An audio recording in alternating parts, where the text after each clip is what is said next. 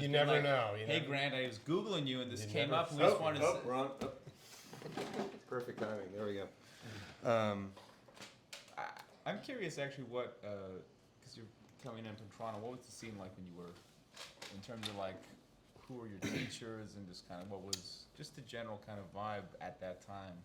In Toronto, Yeah. like in the '80s, Toronto was a great city for music. I mean, there was just a ton of incredible players.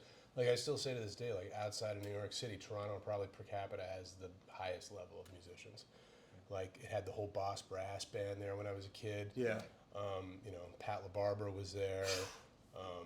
Marty Morell was there, although I didn't see him play. I think I saw him play once because Right. he was doing Cats. But I mean, there was a lot of incredible players. He was there. doing Cats. He did Cats for The musical? a long Wow. long time. I think Bill it was Evans it was Trio and or then Cats. Phantom, yeah, or he did like a Broadway show for a long time, and then he finished that, and he's in Florida now. But there was a lot of incredible players there. You know, of course, you know Rob McConnell, Don Thompson. You know, saxophone players Mike Murley, Kirk McDonald, Phil Dwyer. Yeah. I've heard you Campbell talk about Riga was there. You know, Bob Mover later on in my later teens moved there. So it was a great scene. And you know, I took lessons. Took a couple. You know, Pat LaBarbera really was like the person that flipped the switch with me. But before him, like from age 10 to 16 or 17, I studied 16. I studied with a British guy in Toronto. It was kind of a legend, Pete Schofield. It's like a big band guy, like serious, old school, big band, doubler, also like classical saxophone. So he was an amazing first teacher. So I started with him.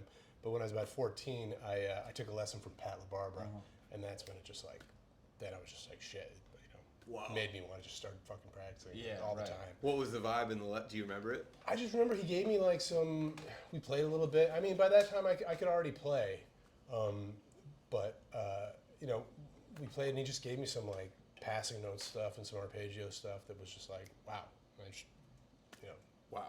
just like set something off of me.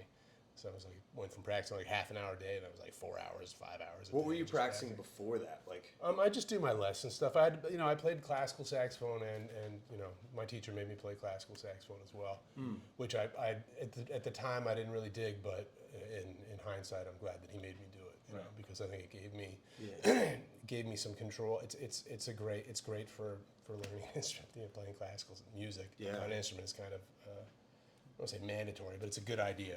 I mean, I know people that have it and sound great, but I mean, for me, I think it helped with tone and control and stuff like that a lot. Always tenor? Alto. I started on alto, and I didn't switch to tenor till I was in my teens, later teens. Right.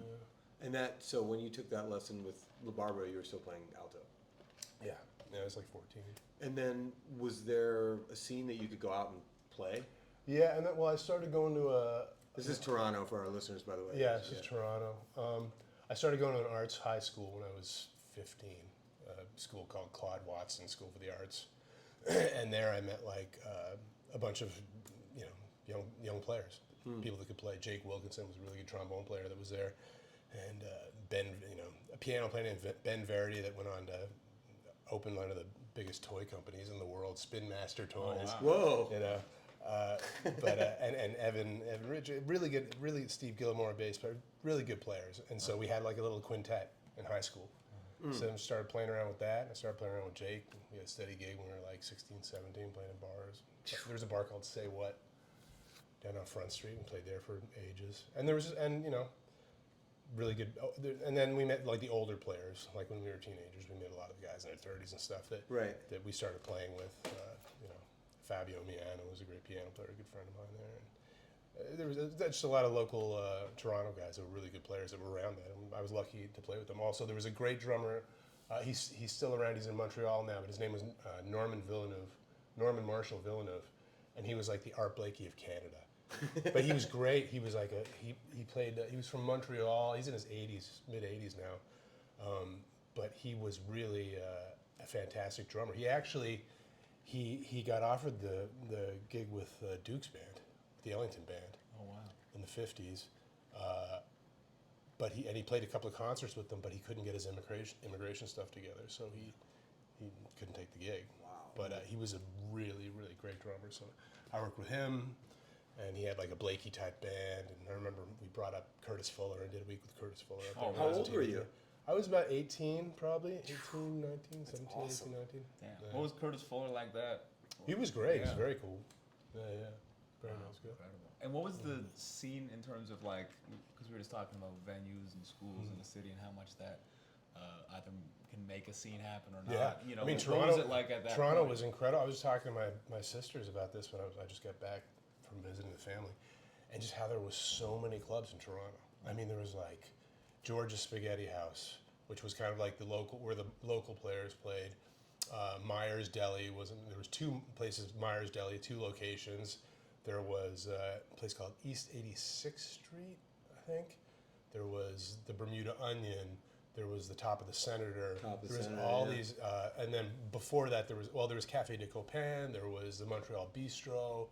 There was like a couple of clubs that would just bring in like piano players. Like Café de Copain was all piano players. Yeah. I think Montreal Bistro was usually piano players too, but they bring in all the great piano players to play solo for a week, and then the Bermuda Onion and the Senator would bring in every week great bands from the States, full groups, coming in. So and then a lot of the times like it was East, I think it was called East 86th Street or it might have been called Bourbon Street. There was a club. But I remember going to see, a lot of guys would come in and play with local rhythm sections, like Joe Henderson would come in and play with local band, or Clifford Jordan. I saw a lot of players come in when I was a kid. Luckily, my father was great, and he would take me to see all these groups. I didn't know who they were, but he'd like take me to see Clifford Jordan. He'd take me to see all these people. Wow. So I was really, really lucky to be around back then and catch people coming through town. I got to see Count Basie at like the Seneca College, like this little college out in Scarborough where I live. Really? When I was a kid, my sister went with me. I just remember going to this. It's hard to believe that Count Basie played at Seneca College. Was it Count, Yeah. was it Count Basie with like the full band? Yeah, Like his band? he came Wow. out on his little scooter out to his piano. By the end he couldn't walk, but yeah, I'm just like, that's insane that Count Basie played at Seneca College. That's nuts. Yeah, I wonder if he felt that way too. I'm sure he's probably like, this I is wonder if he was fucking like, crazy. this is insane, and I'm at Seneca I can't College. believe I'm here. He's like, I invented jazz. What the hell's going on? This is the best. Damn, that's a lot of jazz. Yeah, there was a lot of stuff happening, like in the 80s and the 90s too. I used to go up and I'd bring bands from the city and play there at the Top of the Senator a lot. Every year, bring them. When you would bring bands, were you there for a couple days? For a week. Awesome. Yeah, it'd be like week long. That's awesome. Yeah. That was kind of the norm. So, 6 days. so when did you start, visiting New York and kind of getting that as on your radar? I mean, the Something you 90s. wanted to I move came to? down in the 90s, and it was a great time. It was that crop of cats, Meldau and Goldings. when I came down first, I was with a trombone player that was going to the new school, so I got to meet. That's how I connected with Spike and Spike Wilner and Meldau and Larry and Sammy Howell and Joe Strasser and Jesse Davis was around then, and a lot of cats, Bernstein. All those cats were around then, so it was just a great time to be in New York. John Weber, Andy Watson, so many, plus all the other players in the city. So, but those were kind of the cats in that little circle there that I met there. So, and when you were coming, those kind of first times in the city, were you sort of all over the place? Were you kind of more, because I know that at that time there was really like an Augie's uptown thing, maybe more of a Smalls downtown thing. Were you I was both. kind of along that axis? All those guys, Yeah, were we'd be up at involved. Augie's, quite a bit, and then of course Smalls. There's so much stuff happening in Smalls back then, but it was it was kind of like a free for all. It was great. It was pre liquor license Smalls. Right. It was wild. You could smoke in clubs. Hey, back then. that's insane. I think about that now. It's insane. How were you, Smalls would be so. There would be so much smoke in Smalls that people would literally pass out just from lack of oxygen. right. Not from alcohol, just from like Right. Yeah. From like their brain shutting off. Yeah, 'cause yeah. the- Maybe not even smokers, just No, people that yeah, walk just people in. that- yeah. People that can't breathe. Yeah. Oh my god, that's so Yeah. rough. But Incredible. It's Yeah, funny. they were People good still times. walk up to the door and they'll be like, "Is it still BYOB?" I'm like, yeah, I mean that deli down the street must have made millions off of Smalls. right." Which one? Where The was it? Korean deli down by Charles Street. Wow. It was just nonstop people going in there and buying beer, you know, And then to bringing bring it over to back Smalls. Like the yeah. one on West 4th. No, the one on 7th Avenue in Charles. Didn't It's Mitch gone have like now. rice Oh, and okay. beans or something? He had rice and beans. He had what did he have? This is Mitchell Borden, the Mitch owner Borden. and founder. of Smalls. He had rice and beans. First, he had free beer and wine, and the cops came down and said you can't sell beer and wine because you're charging a cover. You're essentially selling it without a license. So he stopped beer and wine and gave out non-alcoholic beer and rice and beans, classic combo. Wow. And then some trail mix stuff and juice, and it was Classic combo, non-alcoholic beer and rice and beans. yeah. It's a lot of trail calories. mix. But it was a great They deal. It had, was they had a 10 heavy calorie diet going on. You could live, yeah, for $10 you could live there basically. Yeah. Because it was open from like 7 at night, 6 at night till It's a little 7, bit 8 of in like the the morning. jazz YMCA a little Kind bit. of. Yeah. Shower in the Trail back. mix, and, yeah. trail mix and juice is like a camp. Was there a shower in the back? No, there wasn't a shower in the back, but there was a big industrial. There was an industrial. Well, there was cats lived there, and they would kind of like shower in the big industrial sink in the back. Wow. Yeah, Deep. yeah. But Do you remember the first gig you had at Smalls? Like who played with you? I think it was Omer, Anthony Wanzi, and Leroy Williams. I think that was the band. And Anthony was in Boston. Like 3 a.m. set? No, it was an early set, Okay. Which was like the 10 p.m. set. which was 10 Yeah, p.m. yeah, That was that's good. what Yeah, I the said, early yeah. set was bad. I mean, the times were crazy. Like first set would be 10, 10:30. For years, we did the on Tuesdays we did the late set after Kurt. That's what I was Kurt going would to do ask the early about. set, Yeah. and they'd start at 10:30, and they'd finish at like 2:30. We'd start at 2:30, 2:45, and finish at like 4:30. 3:30, 4. And then the jam would and then start? the jam would start, and then Whoa. Were there cats coming to play at the jam that were already like, working cats? Like, the jam session was always kind of a cluster. yeah. Okay. But it was That's such a crazy thing to have your Kurt's band and that band on the same night. Well, originally it was Kurt's band and then Omer's band. okay. With the 4 saxophones with me and Myron Walden and Charles and Joel Fromm, Yeah. and then Omer and Danny Friedman or Strasser. We played after Kurt. So the band that was yours that played after Kurt, who was in that group? I think it was me and Joe Cohn and Ehud Sherry and Phil and Joel Forbes on bass. Wow. Yeah. Tough. So, That's was amazing. great, I mean- it's amazing to have that many, especially for our generation, like iconic players on one night. yeah. Ben Street, Mark Turner, Yeah. Kurt, Jeff Ballard. Jeff Ballard or Jorge or whoever was Yeah. there. Wow. And then the jam session starts at 4 a.m. It opens up at 4. Oh, If it starts at 2:30, 2:45, depending on when the other band finishes. Right. Yeah. Right. And there weren't sign-ups. It was a You said challenge. that. It was a challenge Probably to was stay a- in a playable state, Right. just because you're hanging out all night. Yeah. Yeah, but And they were good was there times. some cross pollination, like you guys checking each other out? Or Yeah, was we'd always go early and hear Kurt. Yeah. You know, I mean, it was packed. It'd be hard to get in. Right. But And those cats would hang and check you yeah, guys they hang out. for a bit. Yeah. Yeah, that's awesome. I mean, usually by that time, everyone's ready to go home. It's a long night. Long night at Smalls. So not everyone was out until 7 every day. It was a little bit. Not everyone, but a lot of people. Right. Yeah. Takes a dedication to many things to stay out until 7 a.m. Yeah, Yeah, yeah. like, you yeah, know, you you gotta gotta be. be- It's You're a young, living it's a a young man's game. Different for sure. lifestyle. Yeah. But how many years was that a regular thing? I don't even remember. I mean, we were doing. It was a late night, and then we did the Tuesday night early show for years after that. I don't know how many years, probably 5 years or something. And then they closed down for a bit, and I don't remember the sequence. And then Spike bought the place, and after they reopened under the Brazilian owners, and then Spike and Lee bought the place, and then he switched the nights up. But yeah, it was a steady gig in there for a long time. Wow. Yeah. And were you also on the Fat Cat circuit too? Yeah. Yeah, I remember when from the time they first opened, when Noah opened it up. Yeah, I played there a lot. And it used to be like a separate room. Do you remember that when it was like a walled off thing? It was kind of a little bit nicer. But then the fire department made them tear it down. Right. But That was like right when I got to town. Was when they tore it down. yeah. Okay. Actually, you know, it's the Fat Cat Smalls kind of symbiosis. I mean, still there is Cellar Dog. It's still, I mean, who does a great job of booking it still. But it's one thing I do think that we did really lose is that like having the Fat Cat be like a hang in a scene in a session. Yeah, totally. As a thing that happened every night, and that would even go later than Smalls sometimes. Oh Right. yeah, no, You it know, went yeah. until 4. Smalls You know. went until 3 generally, right? And then Smalls was always 4. Fat Cat would go until like.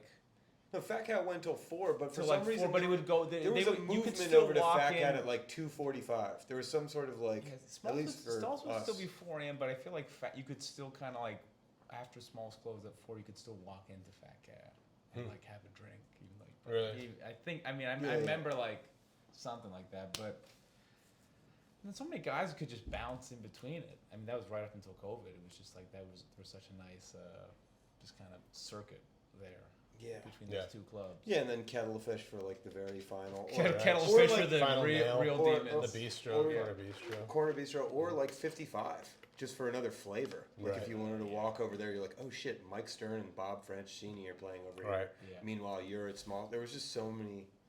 I think it's coming back a little bit though. Now there's a couple of clubs opening up, just in this summer. That's right. That is true. Yeah, Yeah, which is great. yeah. Midnight Blue opening up. That place in Chelsea, right? I think so. Yeah. There's that place on the Lower East Side, right? Yeah. So maybe there's a little bit of a circuit coming back. But we were talking about this in the last podcast that the Well, late the real thing, but a circuit where it's like you could walk around. Yeah, you that's know, true. it's great to have new clubs, Were and you- new gigs, and new scenes, but like that, you know, you could have, you know, just the proximity of them is what really made it work. in a Right. way. Yeah. And it's funny too. It also shows you kind of like with the Cellar Dog thing, like the people that run it are great. Everyone's cool, but I think it's like having the just what it takes to foster a scene. Yeah. Yeah. And, like open the doors and like how quickly that can get shut down. Yeah. Definitely. You know, if you're not, and it's just a few little things, but it's like they could do that actually. There would be nothing that would stop them from like having a session. Just They did. rolling They everything. were having a session on like Monday Well, nights. they do. No, they have sessions Thursday. I think they have a late band and then Yeah. they open it up. And I think it can be a thing, but I think it's maybe because it's not as I don't know. I mean, I just don't sense the same kind of. Well, some other places, like especially 11th Street now, is like picking up the. I don't want to say picking up the slack, but I Yeah. feel like. Do you feel like now in the last couple of years, I feel like I see way more young people at 11th Street. I only went over there a couple times. No, it's really. become like a real hang now. I mean, it was always a hang, but now it's become a hang for the young players. And I mean, it's not even really an official jam session. We just kind of open it up at the end of the second set. But there's been a lot of young players start to hang down there. It's nice, and really good players too. Yeah. Yeah, I'd be maybe curious actually to hear like the origin of 11th Street and what that gig's kind of. Yeah, I mean, it's been going for, I think it's 14 years now, every Monday night. And originally it was Richie Clements, piano player, and Murray Wall. Yeah. They started it. And yesterday, I think, was the anniversary of Murray's death. Passed Right. away 2 years ago, I think. So they started it with, I think it was Dwayne Clements, and I want to say Dwayne and Charles Davis on tenor, and then and Taro Okamoto on drums. And then Dwayne left, and I think Josh might have done it for a second. Josh Banco. Josh the alto Banco. player, Oh man. rest his soul. And then I came in 12 years ago and started doing it with Charles, and then Charles passed, and Mag started doing it. So me and Mag's been doing it for a while now, probably 10 years together. So who initially started it? You said. It was Murray and Richard Clements, piano player. Who's still doing it? Still doing it, yeah. So it's probably one of the longer steady gigs in New York at this point. Yeah, 14 years. Yeah. Is And it's a great scene. And I mean, it was really nice when when Barry was still alive. That was Barry's spot. Oh, that- Every Monday night, Barry would be there if he was in that town. video of you playing T for Two with Barry. Oh, right. That's Yeah, amazing. he'd come down, you know, fucking 90 years old, however, and like hang all night. Yeah. Sit in for a bunch of tunes, and then, you know, Luke, the older cats would come through if they, you know, if they were able. I remember Lou came down one week, and then John Hendricks came down, like at the very end, and he couldn't really speak, but he came down with his daughter, and he was like so happy. And Barry was there that night, and Barry got him up, and they sang. He played Round Midnight with him, and he sang as well as he could, you know, at that point. But it was great. I mean, he had a great time. So it's been, you know, it's a great gig. It's a lot of fun. It's always good hang, and like I said, the level of the young players coming up now is great. Yeah. So what was your kind of history with the kind of Barry Harris school and scene and I mean, just when I came, you know, when I came to the city, I used to go to his class when it was in Midtown, 40-something Street, and yeah, it was, you know, Chris Byers and Ari and William Ash and Danny Friedman and Jason Lindner. They were all like Barry's, and Sasha Perry. They were all like Barry's kids, you know. So I used to hang out with, you know, I play a lot with them and hang with them and go to Barry's class. So that was, you know, for years. And then I really didn't see him that much until, you know, kind of the 11th Street bar that I started to see him more because he'd come down every week. So I kind of got to know him better than when I was going to his class. And yeah, what was I gonna? Something else I was gonna ask you about in relation to. When did you first get into Barry's music? I mean, when I got to the city, really. So before that, you were into Charlie Parker and stuff like that. Yeah, I was into Bird and stuff when I was a kid. I mean, I was lucky. Like my father really, he was amazing. He like transcribed stuff for me.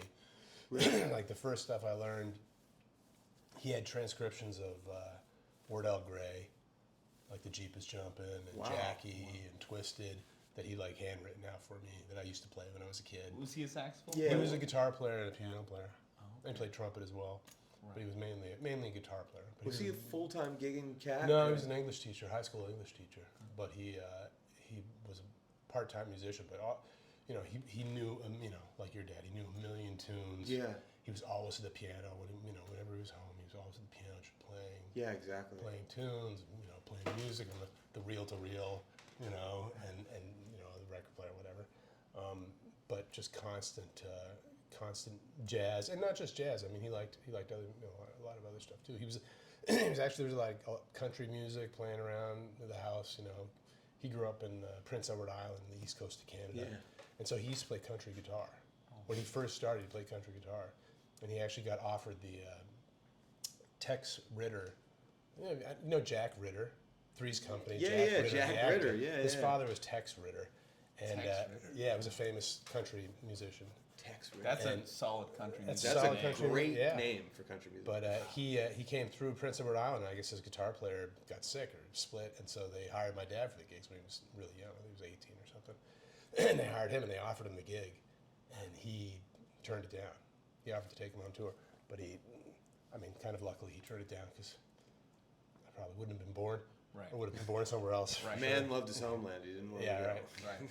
But yeah, but he was a great musician. Great musician, very well-rounded.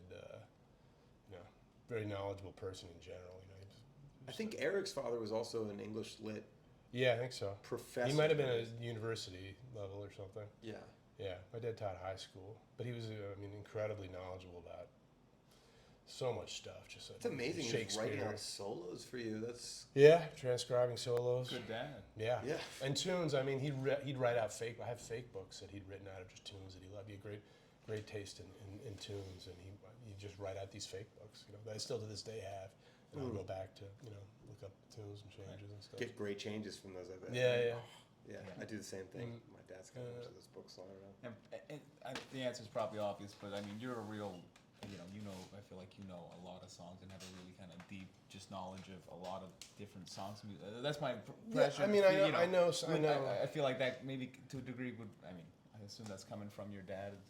Yeah, a His lot of like it. I love mean, I of had a that. good head start, you know, just Yeah. from being around him. But literally, when I I was 10, 11 years old, just playing through tunes after tune, you know. I mean, he'd sit down at the piano, we'd play through the fake books that he'd write out, you know. That's So, exactly what I did. Yeah. It's an amazing yeah, experience. yeah. I mean, To get the sound of that American songbook cadence like in your ear that young, yeah. I feel like And it's just learn a such million gift. tunes. I mean, Yeah. just learned a lot of melodies. Yeah, I mean, I know a lot. I know tunes. I don't know if I know a lot, but I know some tunes. Yeah. You know. And when you're learning a tune now, do you, or like in the past 20, 30 years, do you have a process where if you really want to get inside something, you sitting at the piano and... I mean, I'll find a version I like and listen to. I mean, I'll listen to it a million times. If it's you know ballads or anything like that, I'll learn the words. You know, that's kind of the for me the easiest way to remember a tune is to learn the lyrics. But yeah, I'll basically find a couple of versions and listen to the shit out of it. You know, no secret. I mean, and also you know I don't have one set way. Sometimes I'll find an original lead sheet. You know, it's funny because with the school, you know, we learn a lot of tunes. Yeah. And it's funny because I'm teaching the cats tunes, and I'm like, a tune I've been playing for like 30 years. I'm like, is that the right melody there? Right. And I'll go back and I'm like, oh Jesus Christ, I've been playing the wrong Yeah, melody for yeah, 30 years. I'm like, I don't know if there's any fixing this now. Right. But yeah. I don't know if there's any fixing yeah. that. You're like, shit, I recorded that one. Yeah, Or like, right. whatever. Yeah. Or sometimes, Twice. Yeah, yeah. sometimes I'll be like, is that the right melody? I'm not sure if it was the right. The other day I was playing. I don't remember what the tune was. Like, oh, Everything I Love. And I got to the end of it, I was like, shit, I don't know if that's the right melody.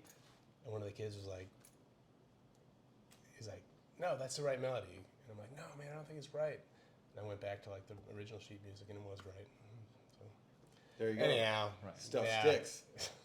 Yeah, well, that's a good maybe transition to talk about the school. For our listeners who don't know, it's TJI, Tribeca Jazz Institute, right? Yeah. Take us through the inception of this. A friend of mine, actually, my brother teaches at a school that teaches kids drums and guitar at a place called the Church Street School for Music and Art. And one of our friends was a director there, a really good guitar player named Toby Wine. Do you know Toby? Great player. Anyhow, he was the director there, and he just hit me up in the middle of COVID, maybe near the end of COVID, and was like, we have the space here open like during the day. Do you have any ideas for something to do? And I was like, let's start a school. You know? He's like, yeah, sounds great. And so I basically came up with a kind of not even a curriculum, just my you know, to teach music jazz the way I learned how to play it. You know?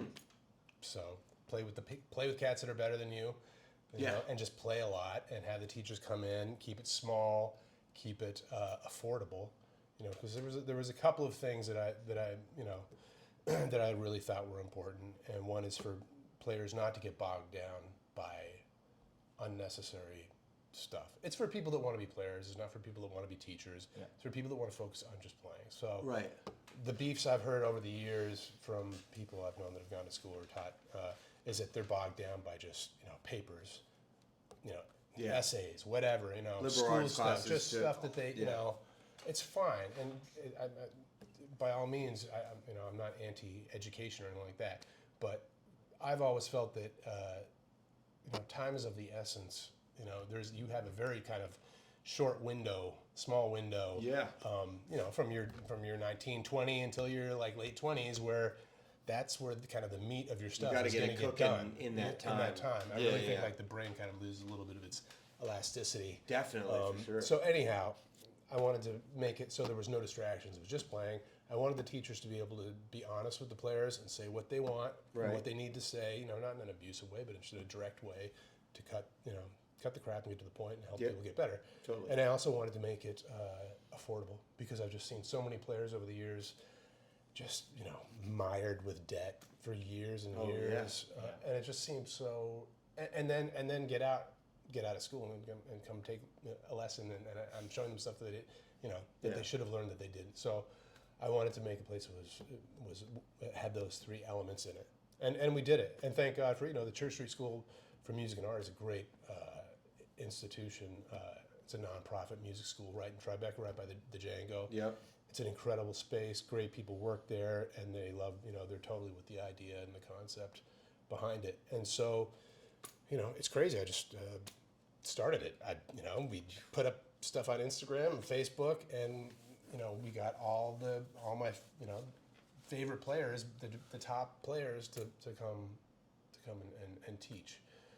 And people have come from all over the world, literally from, Japan, South America, Europe, Indonesia, everywhere, to come do the program. So it's been amazing. I'll meet people at the clubs that are from all those places, Yeah. and it's like, what are you in town? And they at your school, always sounding great. And too. good That's players, the thing. high That's how level- you yeah. meet them. Is like you hear. Yeah. I hear them before I meet them in a club, and I'm like, oh, Yeah. they gotta go to TJ. Like Yeah. they're Yeah. ripping. Yeah. When I went in that one day just to hang at Eric's class, I was knocked out. Yeah, by the I mean, level. really high level, and we're getting players coming from Manhattan School and coming from the other schools. Yeah. Yeah. Doing that school and also coming to our school, or leaving that school and coming to our school. Doing Yeah. it, but very high. It only works if it's such a small program that all the players really have to be at a high level to make it work. Because there's only, it was 2 ensembles last semester. September is three quintets. But you're with the same quintet for the 12 weeks, so it needs to be a high level of players. And the other thing is that all the teachers play with they play with the players. Yeah. Eric was know. playing the entire class. Yeah, I mean, and that's how you get better, that you play with people that are just like a little bit higher level than you, and it just pulls you up. I mean, a lot of the time in ensembles and stuff, the teachers just sit by the side and kind of, talk and don't Like, really yeah, get... good guys. Yeah, don't really get involved, which is fine. Everyone's got their own style of teaching. But what I really wanted, which it's how I improved, was from actually playing with people that are better than me. Yeah. It pulls you up. Absolutely. Same So here. that was the concept. And also behind the the school. motivation of not wanting them to be mired with debt, because once they enter the jazz world, they're going to be mired with just real life debt. Yeah. You know what I mean? I mean, It's like making if you're coming into it with that kind of bank, and I have like a bunch of loans from housing and stuff Yeah. like that. You're already starting with these bags, these weights on you. yeah. I as you mean, get we started. kept it as cheap as we could possibly. I mean, the school loses money. Yeah. Yeah. We survive, but we kept it. $6,000 a semester is Amazing. it's It's so amazing. Hopefully we can get some funding. I would like to make it free. Yeah. That'd be incredible. I would love to have it so I I can think make Peabody's it free for their people. masters is free now. I think. Yeah. I don't know if I'm right It would, about that. well, I mean, it would be great if there's any Well, the thing is that the schools are Donors. donors out there. Donors, for hey. free. So the schools are also screwed up by both those things, that like it costs so much money, like an insane amount of money. But then it also I think it screws up like the teaching. Like if someone was paying you $50,000 to go to the school, there's a degree to which you have to really go out on a limb to like go be really hard on them to a certain extent, because it's like I think Oh, there's this yeah, weird yeah. thing of it's like, and especially getting the degree. Maybe someone like will give you some hard commentary, Right. but like if you pay the money, you get the degree. Pretty much, Yeah. unless you really go to tremendous effort. Yeah, no, to music not schools generally give a lot of grace. and it just sets up I think it sets up a situation where you can't be too hard nosed, because it's like just in the background, even though it's not like ever even stated. I think in the background there's this sense of it's like these kids are paying this like an insane amount of money, and I think it just dilutes the quality of the Well, I mean, education. also, I know for a fact that people get called into the dean's office and reprimanded for being honest. Yeah. I mean, I know a lot of people that have just not said anything horrible, said things to help the student, Yeah. and then next thing they know, they're called in the dean's office and threatened, because it's a lot of money, and the schools need the money to survive. So, Right. And those kind of Yeah. schools that are like such a big operation need that money. I mean, they're also making a shitload of money, but they need a lot Yeah. of money to, Yeah. Whatever, it's all good. There's room for everyone. Right. But I wanted to. No shortage of jazz students. Yeah, well, I just wanted to, it's the school I wish existed when I came to New York. Yeah. I would have gone to that school. But for you sure. kind of did. I did it on you're my taking own, but that- it was luck that I was able to do it. Right. I just happened to be in the right place at the right time with the players that I met Yeah. It's just not, and also it would be very hard for people to come from halfway around the world to get that experience. Sure. Yeah, Right. yeah, yeah. So Take you a year to figure out. To just, like, afford which that, ways- like somebody coming from somewhere and they don't have a lot of money and yeah, they're trying to go. I mean, it's even with the tuition as low as it is, just coming here to pay rent. Right. It's ridiculously expensive, as we all know. Yeah. But yeah, so that was the idea, and now we're in our second. It's a blur. I think it's the second 2.5 years or something. Amazing, in. man. Congratulations. But yeah, it's going. And now we're starting a vocal program as well. Oh, great. So that starts in September. So it's kind of a unique vocal program, very small as well. It's separated. It's separate from the instrumental program. Who are some of the teachers that you've had, over the past 2.5 years? I mean, Vince Herring, Eric, Kay Wash, Hazeltine, Weiss, Byers, Willie Jones, David Wong, just teaching ensembles. Ken Popowski was in there. Bob Mover's doing some teaching, private teaching. There's been a ton of cats come through and teach. Yeah. Amazing. Yeah, so it's kind of crazy. I mean, I kind of wanted to model it after Arnie Lawrence's original concept for the new school, which was.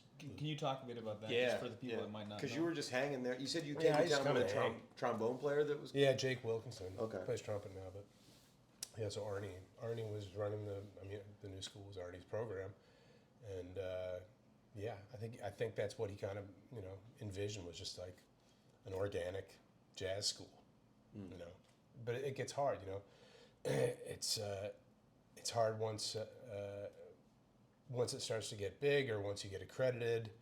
I'm keeping the Tribeca school small, but once you get accredited and things start to get bigger, it's the nature of an institution. Institutions almost immediately start to work against their original intent.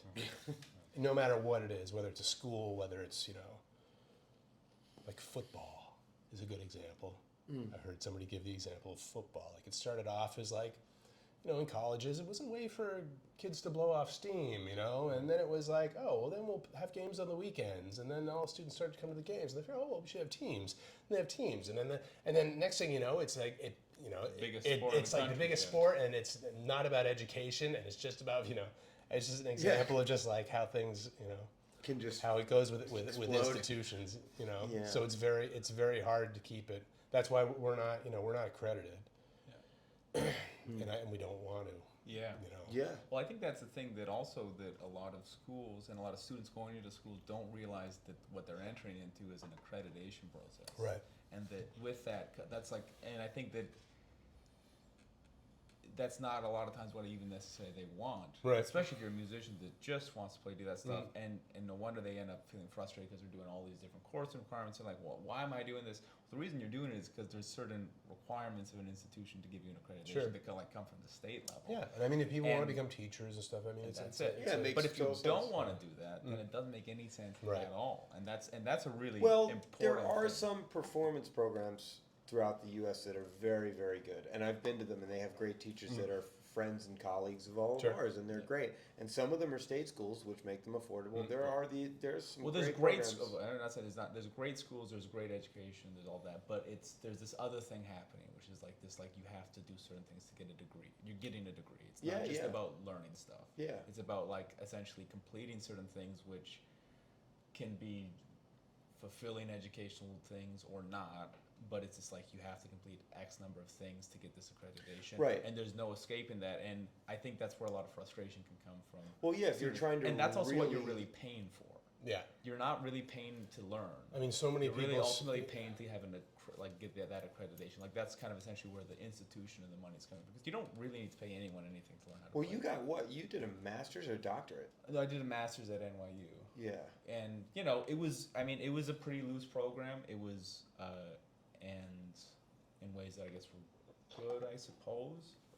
And the faculty was very good. It was probably the best part of the programs. They just had a lot of really tremendous, musicians there that you had access to, and that was great. But it was, there wasn't also, I think the thing is that also, like, you're paying for the accreditation, you get it if you pay for it. And what it also meant in that program is that there weren't any really hard standards. Meaning, Right. like, there's people that, have master's degrees from great institutions that might sit down for a lesson with you and, like, have, like, day one holes in their playing. Right. Because there's no system to really, like, maybe you'll have a teacher that'll really go hard at you, but it's like, that's actually, would be, you'd have to have a teacher that will really take it upon themselves to almost put themselves in the line of fire to be like, that, you can't play that, that's a problem, you must do that, or you can't, like, and it's just set up in such a way that that's very rare, and it actually is even discouraged. Like, being a I think real- it's also, they want to make everybody really well-rounded. Sure, yeah, and there's lots So of great you need to reasons play yeah. every style, and you need to be. They got to give this, Yeah. not being well-rounded, but not actually being really good at one Sure, yeah. area. Yeah. And also maybe you're getting, like, an education in a kind of broader sense of just, like, you've read a book before, you can write some things. Like, those are not unimportant things, I Yeah. think. But it's a funny dynamic. I mean, there's lots of great teachers, lots of great moments of No, teaching, yeah, and I think all of us. I mean, like, I went to school, I had lots of great things come out. There's a lot of upsides and downsides to it. Like when I was in new school, it was super, super loose, but some of the faculty there was incredible. And also you had this resource of, like, a place right near the Vanguard in Smalls where you could have sessions and practice and then walk over to Smalls. And, like, if Jason Brown or Lawrence was, like, playing a set at Smalls, I could be like, hey man, can I buy you lunch and you come over and play a session before? And, like, most cats were down. But that's, like, I had direction and I knew what I wanted to do and I knew how I wanted to use the resource. And I think, there's obviously people with a lot more direction than me and a lot less, but I think it's all kind of, I was talking to there was this guy who brought his kids last night who were jazz students to see the show, and I immediately started talking about TJI, and I said, I think, a lot of European families do, like, a year off, and the kid figures out after high school, and they figure out what they want to do. I also think, like, doing that in New York would be really good. But a lot of parents are very scared to just, like, send their kid into the big city. Sure. But it's like, that would be good if you just went out every night and figured out, like, do I actually want to do this grind? And, like, in a way, TJI is probably the closest thing to that, because you have this, like, core requirements, but it's not incredibly time consuming, and it encourages you to go out and play and be out, right? So it's kind of the first of its kind school. Yeah, it is. It is. And the accreditation thing, I think in years to come, when people see that, I went to this school where it's like Kenny Washington and Grant Stewart and Peter Bernstein or whoever, came in, that's going to have its own sort of, like, Well, I think like Interlochen Arts Academy, Yeah. like, special Sure. thing, like, that you went to for, you know what I mean? yeah. But anyway, aside from the school, what do you have cooking personally right now? A baby has been cooked. Is already a 7-month-old baby is cooking at home. So that's what's going on. Full time. Yeah, baby, and just playing around, usual stuff. I'm not really doing any touring, although we are going to Armenia in August Nice. for some concerts. But Have you been there before? Yeah, Nice. beautiful. How are the beautiful crowds place. in Armenia? Incredible. It's an amazing country. Love the music. Yeah. Beautiful. So we're gonna be there, and then a couple little things, but not any European stuff coming up anytime soon. So, but I'm happy. I love being in New York. I mean, Yeah. I love How just- long have you've been here? A long time. yeah, a long time. Yeah. It's the 90s. One more thing I wanted to ask you about before I forget is, like, at that time in Smalls in the 90s, talk about, like, the class of tenor players that you were around. It's incredible when you look at it. It's like you, Josh Redmond, you guys are all around the same age, right? Yeah. Mark so, Turner, Yeah. Chris Potter, Yeah. Chris Eric. Pine. Alexander, Seamus. From. From. Yeah. There's a lot of great players. It's amazing. And in Omer's band, a lot of you guys would have the chance to play together. You talked about that a little bit? Just Yeah, like your memories of from- Omer's band? Mark did a couple of gigs, and Myron Walden. Charles Owens. Yeah, of course. Yeah. So there was a lot of great players around. Chris Byers, you know, Yeah. down at Smalls. I mean, Chris is amazing. Trying to think of who else. Jay Collins. Jay Collins, right? I forgot about Jay.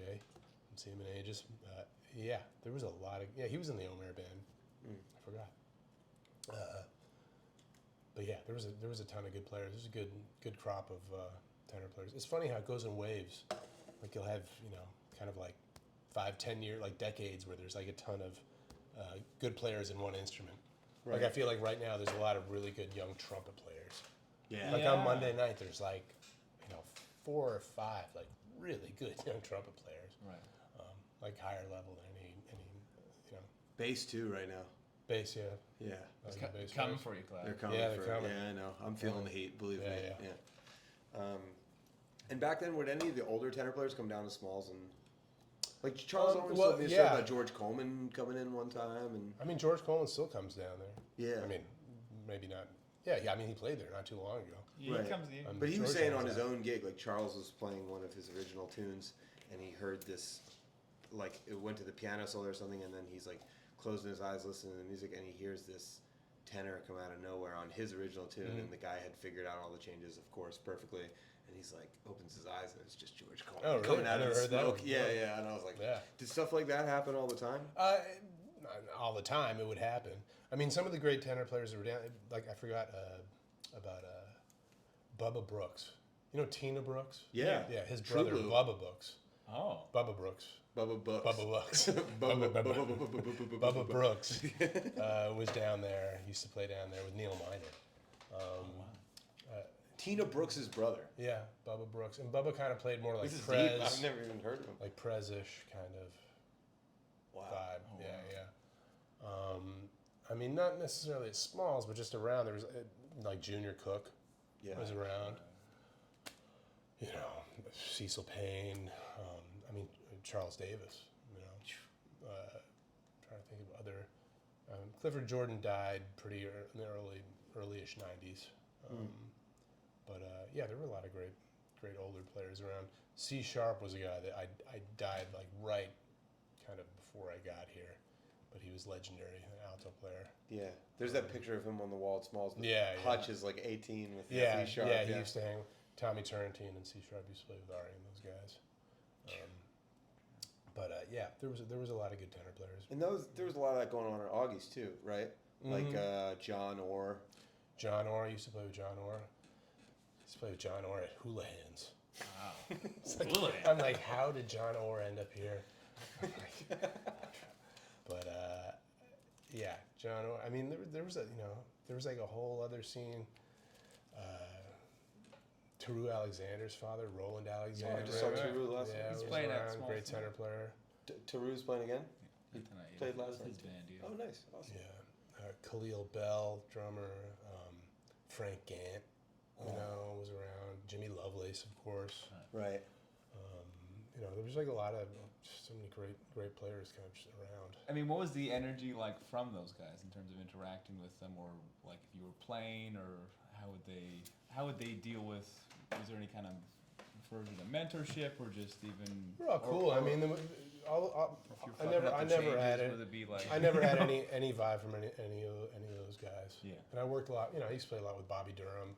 Uh-huh. And Really? Of course, Jimmy Cobb, and never had any vibe from any of those guys. If you could play, it was cool. Right. They're very like, yeah. But very fortunate to have known them, and also I was in Al Gray's last band. Al Gray, Yeah. trombone player. From Philly, right?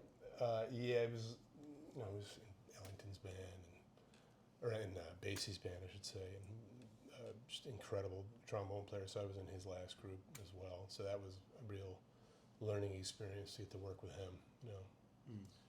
But yeah, I got very lucky to meet all these guys and play with a lot of them. Beautiful. Thanks for your time today, Yeah, man. man. Thanks for having me, Kat. Awesome, man. Thanks for being here.